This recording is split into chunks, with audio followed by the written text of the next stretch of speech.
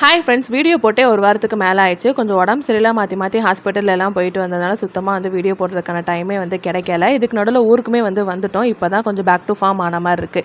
இனிமேலிருந்து videos எல்லாமே வந்து ரெகுலராக வந்து வந்துடும். இந்த வீடியோ வந்து அம்மா வீட்டில் இருக்க அன்றைக்கி எடுத்த வீடியோ தான். அன்றைக்கி அப்பா வந்து சண்டே ஸ்பெஷலாக மீன் தான் எடுத்துகிட்டு வந்திருந்தாங்க. அம்மா வந்து மீன் குழம்பு சூப்பராக வந்து ரெடி பண்ணி வச்சுட்டாங்க.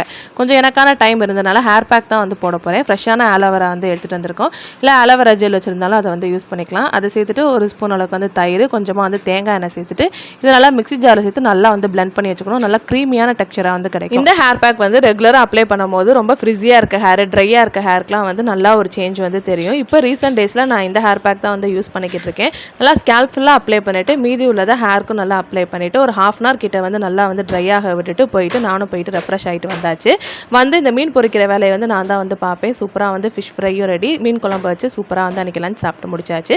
இந்த வீடியோ பிடிச்சிருந்தா ஒரு லைக் பண்ணுங்கள். நாளைக்கு வீடியோவில் பார்க்கலாம்.